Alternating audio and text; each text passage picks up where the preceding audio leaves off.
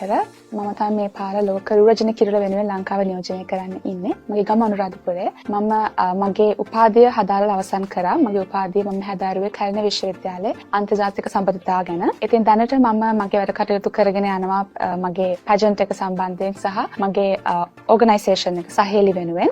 2024 miss ශ්‍රී ලංකා තරඟාවලියට සහභාගී වීමේදී මම ලබාගත් අත්දැකීම ගැන කතා කරනවා නම් ඒක ඇත්තටම අමතක කරන්න බැරි අත්දැකීමක්. මගේ ජීවිතේ ගොඩක් දේවල් ඉගෙනගත් අත්දැකීමක්. පැජන්ට් එකට එහා ගියපු දේවල් ජීවිතය ගැන ඉගෙන ගන්න ලැබුණ අත්දැකීමක්. විශේෂයෙන්ම අපිට ශාස්ත්‍රීය ප්‍රවීණයන් එක්ක වැඩ කරන්න හම් වෙනවා. ඒකෙන් අපිට ගොඩක් දේවල් ඉගෙන ගන්න ලැබෙනවා. ඉතින් මම හිතන්නේ ඒක පොඩ්ඩක් අභියෝගයකුත් වුණා සමහර තැන්වලදී. ඒත් මම හිතනවා ඒක මගේ ජීවිතය වෙනස් කරපු අත්දැකීමක් කියලා. මිස් ශ්‍රී ලංකා තරඟාවලියට සහභාගී වෙන්න මාව පෙළඹුව ඇත්තටම මේක අවුරුදු ගානකට කලින් වෙච්ච දෙයක්. 2017 දී ඉන්දියාවේ මනුෂ්‍ය චිල තමයි මිස් වර්ල්ඩ් කිරුළ ලබා ගන්නේ. ඉතින් ඒක ඇත්තටම මාව පෙළඹුවා මේ තරඟාවලියට සහභාගී වෙන්න. හැබැයි මම එතකොට ඉස්කෝලේ යන ගමන් හිටියේ. මට හරි වයස ලැබලා තිබුණේ නැහැ මේ පැජන්ට් එකට සහභාගී වෙන්න. ඉතින් අවුරුදු 7කට පස්සේ කොහොම හරි 2024 මිස් ශ්‍රී ලංකා තරඟාවලියට මම ඉදිරිපත් වෙලා ජයග්‍රහණය ලබා ගත්තා. මිස්ව තරඟාවලිය එක්ක මගේ අධ්‍යාපන කටයුතු, එතකොට රැකියා කටයුතු සහ සහේලි ඕගනයිසේෂන් එකේ කටයුතු කරේ කොහොමද කියනවනේ ඒක ලොකු අභියෝගයක්. මට මතක විදිහට මම ඉන්ටර්න්ෂිප් එකක් කරා. මගේ කැම්පස් එකේ ෆයිනල් ඉයර් එකේ මම හිටියේ පැජන්ට් එකට යද්දී. ඒත් එක්කම සහේලි එකේ වැඩ කටයුතුත් මම කරා. ඉතින් ඒ දේවල් එක්ක ලොකු අභියෝගයක් වුණා. නමුත් මම හිතනවා මම හැමදේම සැලසුම් කරන කෙනෙක් නිසා ඒක මට අමාරු දෙයක් උනේ නැහැ. මේ ශ්‍රී ලංකා තරඟාවලියේදී ගොඩක් අභියෝග වලට අපිට මුහුණ දෙන්න ලැබුණා තරඟකරුවන් විදිහට. එක අභියෝගයක් තමයි අපි ඇත්තටම දන්නේ නැහැ තරඟාවලිය අවසානයේදී මොන වගේ ප්‍රතිඵලයක් ලැබෙයිද කියන එක. මාස 2කට ආසන්න කාලයක් ඊටත් වඩා වැඩි කාලයක් අපි ගොඩක් මහන්සි වෙලා මේකට වැඩ කළා. ඉතින් සමහර අවස්ථාවලදී පසුබෑමකට ලක් වෙන්න පුළුවන් අපි මේ කරනවා ඇතිද මේක කරලා ප්‍රතිඵලයක් ලැබෙයිද? මොකද මම කලින් කියෝ වගේ ගොඩක් වැඩ කටයුතු අතර තමයි මම පැජන්ට් එකට සහභාගී වුණේ. ඒත් මං හිතනවා තමන්ගේ උපරිමයම කරාම තමන්ට පුළුවන් හැමදේම කරාම මොන ප්‍රතිඵල ලැබුණත් අවසානයේ දුක් වෙන්න ඕනේ නැහැ. මට අර්ථ කරන්න තිබුණා, මට මේක මේ විදිහට කරන්න තිබුණා, මට තවත් වැඩ කරන්න තිබුණා කියලා. ඉතින් මං හිතන්නේ මගේ උපරිමයෙන් මම දුන්නා.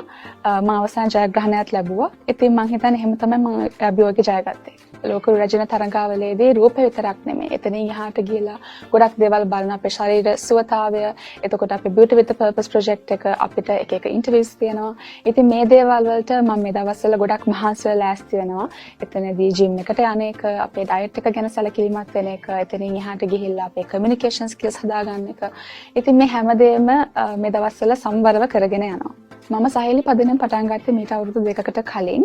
මගේ ෆයිනල් ඉයර් රිසර්ච් එක මම කරේ ලංකාවේ තියෙන විවාහ දූෂණය ගැන. මොකද ලංකාවේ නීතිය අනුව විවාහ දූෂණය අපරාධයක් විදිහට සැලකන්නේ නැහැ. ඉතින් මේ රිසර්ච් එක කරද්දී මට දැනගන්න ලැබුණා ලංකාවේ ගොඩාක් ගැහැණු ළමයින්ට සහ කාන්තාවන්ට ඔසව්වීම සම්බන්ධයෙන් ගැටලු තියෙනවා කියලා. ඒ නිසා තමයි මම සහේලි පදනම් පටන් ගත්තේ. ඉතින් එතනදී ඔසව්වීම ගැන කිව්වම ලංකාවේ ගොඩක් මිනිස්සු ඒක ගැන කතා කරන්න පසුබට වෙනවා. ඒක ගැන කතා කරන්න ලැජ්ජ වෙනවා. සමහරට කාන්තාවන් ඒක ගැන කතා කරන්න පසුබට වෙනවා. ඉතින් මට ඕනුනේ ඒක වෙනස් කරන්න. ඉතින් සහේලි හරහා ලංකාවේ ඉන්නවා ගැහැණු දරුවන් සහ කාන්තාවන් ඒ සනීපාරක්ෂක තුවා මිලදී ගන්න මුදල් නැති. ඉතින් මම යාළුවට උදව් කරනවා. ඒත් එක්කම සනීපාරක්ෂක පැත්තෙන් බැලුවම ගොඩක් ගැහැණු ළමයින්ට පාසල් වල වැසිකිලි පහසුකම් නැහැ, වතුර නැහැ. ඉතින් අපි ඒක වෙනුවෙන් වැඩ කරනවා. ඒත් එක්කම දැනුවත් කිරීම වැඩසටහන් ගත්තම ගොඩක් කාන්තාවන්ට ලංකාවේ ඔසව්වීම ගැන දැනුම මදි.